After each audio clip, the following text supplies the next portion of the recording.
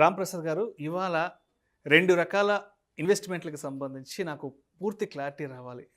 ఎందుకంటే స్టాక్ మార్కెట్స్‌కి సంబంధించిన stock market experts ఏం చెప్తారంటే, స్టాక్ మార్కెట్‌లో ఇన్వెస్ట్‌మెంట్ పెట్టడానికి మించిన వేరొక ఇన్వెస్ట్‌మెంట్ లేదు అని వాళ్ళు దాని గురించి చెప్తారు. మ్యూచువల్ ఫండ్ అడ్వైజర్లు ఏం చెప్తారంటే, మ్యూచువల్ ఫండ్స్‌లో వచ్చినంత హై రిటర్న్స్ వేరే ఇన్వెస్ట్‌మెంట్ ప్లాన్‌లో దేంట్లోనూ రాదని చెప్తారు. సో ఎవరి మాట నమ్మాలి? యాజ్ ఏ సర్టిఫైడ్ ఫైనాన్షియల్ ప్లానర్‌గా మీరు దీనికి ఎటువంటి క్లారిటీ ఇస్తారు? సార్, మీరు అడిగిన ప్రశ్నకి ఇప్పుడు ఎలా ఉంటుందంటే, ఇప్పుడు మ్యూచువల్ ఫండ్ డిస్ట్రిబ్యూటర్స్ అనే వ్యక్తి డెఫినెట్గా డిస్ట్రిబ్యూషన్ గురించి, ఫండ్స్ గురించి గొప్పగా చెప్పుకోవచ్చు. ఎందుకంటే is bin trained on mutual funds, right? దాని గురించి తెలుస్తుంది. అలాగే ఎవరైతే స్టాక్ మార్కెట్లో ఉన్నారో, బ్రోకర్స్ కానీ, ట్రేడర్స్, అనలిస్టులు, ట్రైనర్స్, వీళ్ళందరూ వాళ్ళు ఆబ్వియస్గా అవే గొప్పవి అని చెప్పాలి. అది చాలా సులువు అని కూడా చెప్పాల్సి వస్తుంది, అంతే కదా? ఇదనే కాదు, ఏ ప్రోడక్ట్కైనా అదే పరిస్థితి. రియల్ ఎస్టేట్ ఏజెంట్ మీకు రియల్ ఎస్టేట్ గొప్పది కాదని చెప్తారా? చెప్పరు. ఇన్సూరెన్స్ ఏజెంట్ చెప్తారా? సో అయితే యాజ్ అన్ ఇండివిజువల్గా మనం దీన్ని అనలైజ్ చేసుకోవాలి. ఓకే, సో దానికి కూడా ఎవరి వర్షన్ ఆఫ్ అనాలిసిస్ వాళ్ళు ఇస్తారు. మ్యూచువల్ ఫండ్ వాళ్ళు వాళ్ళకి కంఫర్ట్గా ఇస్తారు, స్టాక్స్ వాళ్ళు స్టాక్స్ కంఫర్ట్గా ఇస్తారు. దీనికి ఒక సింపుల్ ట్రిక్ చెప్తాను నేను, ఎలా అనలైజ్ చేసుకోవాలి అంటే, ఏ అనలిస్ట్ చెప్పింది మీరు నమ్మొద్దు. ఫస్ట్ మ్యూచువల్ ఫండ్స్ని నమ్మొద్దు, అటు స్టాక్ బ్రోకర్స్ని నమ్మొద్దు. మీరు ఒక చిన్న ఎక్సర్సైజ్ చేయండి. ఎందుకంటే మీరు ఇన్వెస్ట్మెంట్ చేసేది ఎందుకు? మీ ఫ్యూచర్ని ప్రొటెక్ట్ చేసుకోవడం కొరకు, మీ పిల్లల భవిష్యత్తుని, మీ రిటైర్మెంట్ని ప్రొటెక్ట్ చేసుకోవడం కొరకు కదా. లైఫ్లో దీనికన్నా ఇంపార్టెంట్ ఇంకోటి లేదని నేను నమ్ముతాను. మీరు కనుక అది నమ్మినట్లయితే ఇన్వెస్ట్మెంట్ అనేది చాలా ఇంపార్టెంట్ అని మీరు కాస్త టైం వెచ్చించి, గత 5 ఏళ్ళుగా లేదా 10 ఏళ్ళుగా ట్రేడింగ్ చేస్తున్న వాళ్ళని ఒక 6గురిని లేదా 10 మందిని కలిసే ప్రయత్నం చేయండి. ఇప్పుడు చాలామంది అవైలబుల్ ఉన్నారు కదా. ఈ 10 మందిని ఎలా అంటే జెన్యూన్గా మీరు ఒక విషయం చెప్పండి నాకు. మీరు 10 ఇయర్స్గా చేస్తున్నారు కదా, మీకు ఈ స్టాక్ మార్కెట్ ఇన్వెస్ట్మెంట్ వలన లేదా ట్రేడింగ్ వలన వచ్చిన రిటర్న్ ఎంత పర్సంటేజ్లో? నాకు వచ్చింది బాగానే వచ్చింది, మళ్ళీ పోయింది, అది కరెక్ట్ కాదు. అందరూ డీమాట్ స్టేట్మెంట్ డౌన్లోడ్ చేసుకుంటే వాళ్ళకి వచ్చిన CAGR కనపడుతుంది. అడగండి. 10 మందిలో కనుక మీకు 5గురు నాకు 14-15% రిటర్న్ వచ్చింది అంటే ఓకే, అక్కడ మీ రీసెర్చ్ అయిపోయింది ఆన్ స్టాక్స్ మీద. సేమ్ థింగ్ మీరు మ్యూచువల్ ఫండ్స్లో వాళ్ళని కూడా అడగండి. మ్యూచువల్ ఫండ్స్లో కూడా 10 మందిని కలిసే ప్రయత్నం చేయండి. ఎవరు? 5 ఏళ్ళ నుంచి 10 ఏళ్ళ మధ్యలో ఇన్వెస్ట్మెంట్ చేసిన వాళ్ళని మ్యూచువల్ ఫండ్స్. మరి కాస్త ఇబ్బంది అయినా మీరు చేయాల్సిందే. ఇన్వెస్ట్మెంట్ కన్నా ముందు మీరు పెట్టాల్సిన డబ్బు కన్నా ముందు టైం పెట్టాలి కదా. వీళ్ళని కూడా 10 మందిని పట్టుకొని అడగండి. ఈ 10 మందిలో 10 ఇయర్స్ ఇన్వెస్ట్ చేస్తే మీకు ఎంత వచ్చింది, ఏమన్నా లాస్ వచ్చిందా, ఎంత లాస్ వచ్చిందని అడగండి. సో 10 ఇయర్స్గా కనుక మీరు చూసినట్లయితే మ్యూచువల్ ఫండ్ ఇండస్ట్రీలో 272 యాక్టివ్ స్కీమ్స్ ఉన్నాయి ఈక్విటీ ఫండ్స్లో 10 ఇయర్స్ యావరేజ్లో. దీంట్లో అన్ని ఫండ్స్ యొక్క average return 16.97. All category, small, mid and large, thematic, sectorial అన్నీ కలిపితే వచ్చింది 16.97%, 10 ఇయర్స్ యావరేజ్.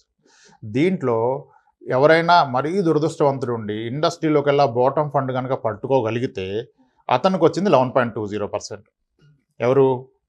బాటమ్. అదంత పాసిబుల్ కాదు. మీరు నేను రీసెర్చ్ చేస్తే కూడా ఈ 10 ఇయర్స్ ఏది లోయెస్ట్లో ఉంటుందో పట్టుకోలేము. వాళ్ళకి వచ్చింది 11.2, యావరేజ్ వచ్చింది 16. మీకు బెస్ట్ అంటే దానికి చాలా ఎక్కువ ఉంది 24-26, అది మాట్లాడడం కూడా కరెక్ట్ కాదు.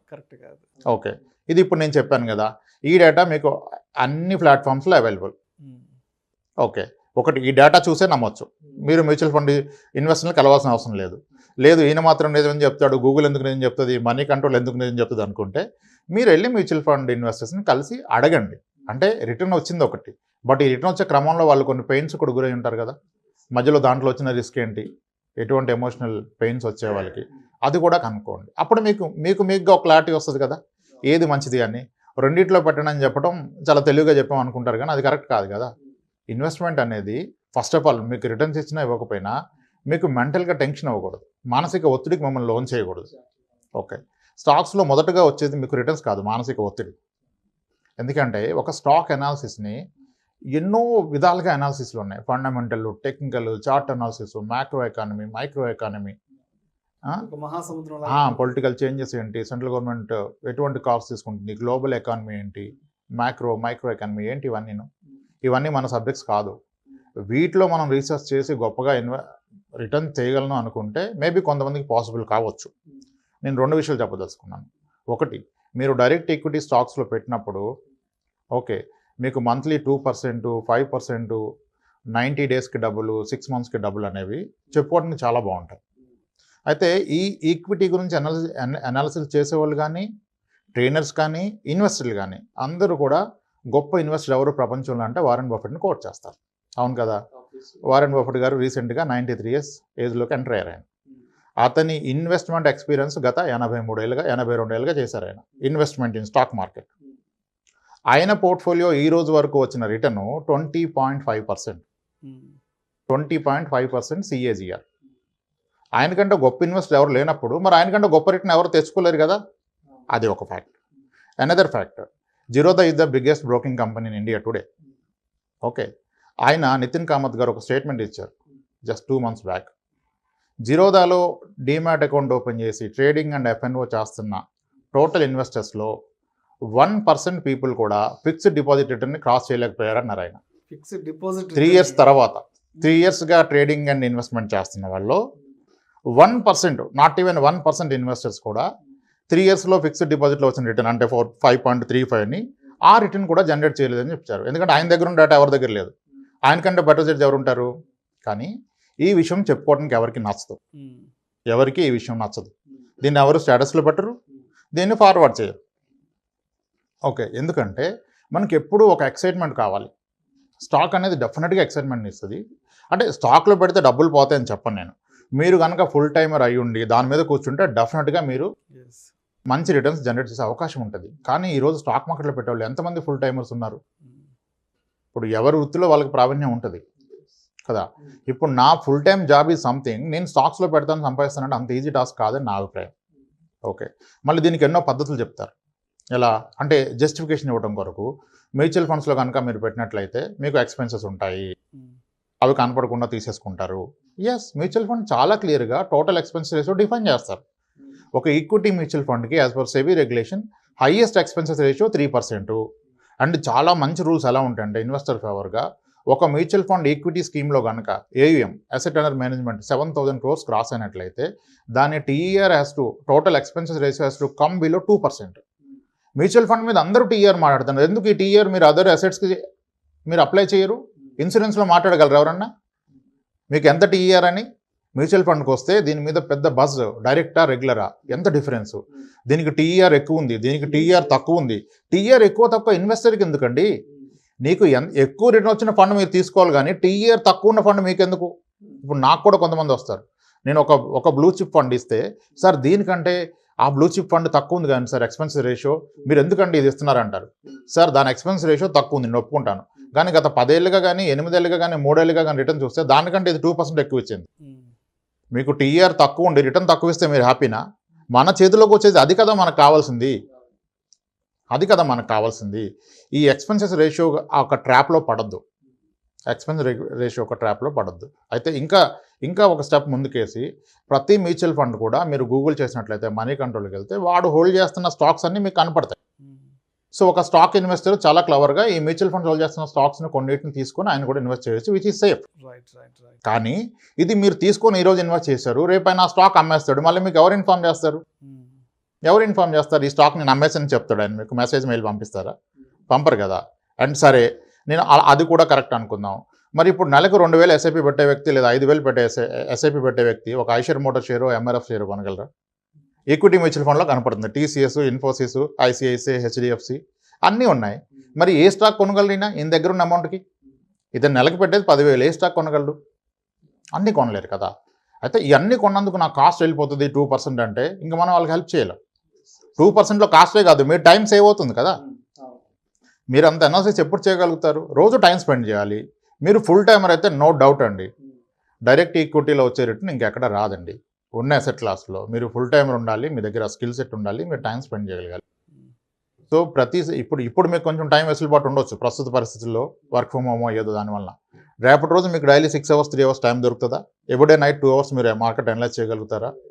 అండ్ ఇంకోటి, ఇప్పుడు మ్యూచువల్ ఫండ్లో ఒక వ్యక్తి ఎంటర్ అయ్యారు, రేపు మార్కెట్ వర్స్ట్గా ఉందండి, స్టాక్ మార్కెట్ 55% చాలాసార్లు పడింది హిస్టరీలో. రేపు అది జరిగింది అనుకోండి, ఒక్క రోజులో 7-8% పడిపోయింది అనుకోండి, మ్యూచువల్ ఫండ్లో ఆ రోజు కూడా మీరు ఎగ్జిట్ కొట్టేయచ్చు, రిడెంప్షన్ కొట్టచ్చు. ఇప్పుడు కొన్ని స్టాక్స్ ఉన్నాయి విపరీతంగా ర్యాలీ అయినాయి, మనం చెప్పుకోవడానికి చాలా స్టాక్స్ కోట్ చేస్తాం. 20% సిఏజిఆర్ ఇచ్చిన స్టాక్స్, హెచ్డిఎఫ్సి కానీ ఏషియన్ పెయింట్స్ కానీ, దానికంటే ఎక్కువ రిటర్న్ ఇచ్చిన మ్యూచువల్ ఫండ్స్ ఉన్నాయి మీరు కోట్ చేసుకోవాలనుకుంటే. అలానే కొన్ని స్టాక్స్ విపరీతంగా పెరిగి అక్కడ నుంచి లోయర్ సర్క్యూట్ కొట్టేస్తే మీకు ఎగ్జిటే లేదు కదా. బాగా పెరుగుతుంది 200% ఇచ్చిందని మీరు ఎంటర్ అయిపోయారు, మీరు ఎంటర్ అయ్యాక ఇంకొక 100% ఇచ్చింది, ఎస్ 400% రిటర్న్ వచ్చింది, బట్ ఆ రోజు ఎగ్జిట్ లేదే. ఎస్ బ్యాంక్ 100 నుంచి 8 రూపీస్కి వస్తే ఎవరైనా చేయగలిగాం, కనీసం ఎగ్జిట్ కొట్టలేకపోయాం. డిహెచ్ఎఫ్ఎల్ అదే జరిగింది, ఐఎల్ఎండ్ఎఫ్ఎస్ జరిగింది. సో లోయర్ సర్క్యూట్ అని ఒకటి ఉంది కదా, అది పడుతున్నప్పుడు అలోక్ ఇండస్ట్రీస్ కానీ రుచి సోయా కానీ ఇలా చూస్తూ ఉన్నారు ఇన్వెస్టర్లు. ఇలా చూస్తూ ఉండాలి, మీరేం చేయలేరు. మీ పేపర్ మీద 1 crore ఉన్నా అది 3 లక్షల వరకు కూడా మీరు కనీసం దాన్ని ముట్టుకోలేరు. అట్లీస్ట్ మ్యూచువల్ ఫండ్లో మీకు ఆ రిస్క్ లేదు కదా. ఫండ్ ఇవ్వండి, మార్కెట్ 8% పడింది నేడే, ఎస్ పాసిబుల్. మీ మ్యూచువల్ ఫండ్ కూడా 9% పడిపోయింది, రిమైనింగ్ 92% అయితే మీరు తీసుకోవచ్చు. మీరు ఒక స్టాక్ తీసుకుంటే అది చేసుకోలేరు. అండ్ స్టాక్స్ పికింగ్ కూడా as there is a way to protect your wealth even in picking stocks. మీరు ఎలా చేయాలి, అట్లీస్ట్ మినిమం 3 సెక్టార్స్ హోల్డ్ చేయాలండి. వాటిలో ఏబిసి అంటారు, ఆటోమొబైల్, బ్యాంకింగ్ అండ్ కన్జంప్షన్, ఎందుకంటే ఎకానమీలో కీ రోల్ ప్లే చేస్తాయి. ఈ 3 సెక్టార్స్లో మీ ఇన్వెస్ట్మెంట్ ఉండాలి. సెక్టార్లో ఇన్వెస్ట్మెంట్ ఉండాలి కదా అని చెప్పేసి బ్యాంకింగ్లో హెచ్డిఎఫ్సి, కన్జంప్షన్లో ఐటీసీ, ఆటోమొబైల్లో నేను టాటా తీసుకుంటుంటే కాదు. వితిన్ ప్రతి సెక్టార్లో కూడా మీకు మినిమం 5 స్టాక్స్ హోల్డ్ చేయగలగాలి మీరు. అంటే 15 స్టాక్స్ పోర్ట్ఫోలియో అయిపోయింది. అండ్ ఏ ఒక్క సింగిల్ స్టాక్కి కూడా మీరు దాంట్లో మీ ఓవరాల్ పోర్ట్ఫోలియోలో 10%కి మించి వెయిటేజ్ ఇవ్వదు. అండ్ వెయిటేజ్ కూడా ఇప్పుడు నేను 15 స్టాక్లు పిక్ చేసుకున్నాను, ఒక స్టాక్ వితిన్ ఏ మంత్ నాకు 20% రిటర్న్ ఇచ్చేసింది, పాసిబుల్. అలా అని చెప్పి మిగిలిన డబ్బు అక్కడ మూవ్ చేయొద్దు. యాక్చువల్గా మీరు దాన్ని కడౌన్ చేసి వీటిలోకి రావాలి. దాని వెయిటేజ్ పెరిగితే దాన్ని కడౌన్ ట్రిమ్ చేసి ఈ లో పర్ఫార్మెన్స్ ఇస్తున్న వాటిలోకి రావాలి. ఓకే, సో ఈ ప్రాసెస్ అంతా చేస్తే మీరు కూడా 30 స్టాక్స్ హోల్డ్ చేస్తారు కదా. ఆ 30-40 స్టాక్స్ ఏదో మ్యూచువల్ ఫండ్ అయినా ఫుల్ టైం రీసెర్చ్ చేసి ఒక టీం పనిచేసి మీ కొరకు హోల్డ్ చేసి, మీకు అదే చెప్పాను ఇప్పుడు 20 years return in the entire mutual fund industry 16-17% కనపడ్డప్పుడు, వరస్ట్ పర్ఫార్మింగ్ ఫండ్ 11 ఇచ్చినప్పుడు, బాటమ్ పర్ఫార్మింగ్ ఇచ్చినప్పుడు ఇంకా మనకు టెన్షన్ ఏంటి? Why are worried about 2%? Right కదా. సో ఫుల్ టైమర్ ఉంటే ఖచ్చితంగా స్టాక్స్లో మీరు పెట్టుకోండి. నాకు వేరే పని ఏమీ లేదు, నా ఫుల్ టైం ఇది, నేను ట్రైనింగ్స్ అటెండ్ అయ్యాను, నా దగ్గర నాలెడ్జ్ ఉందంటే ఎస్ మీరు డైరెక్ట్ ఈక్విటీ స్టాక్స్కి వెళ్ళండి, మీరు క్రియేట్ చేయగలుగుతారు.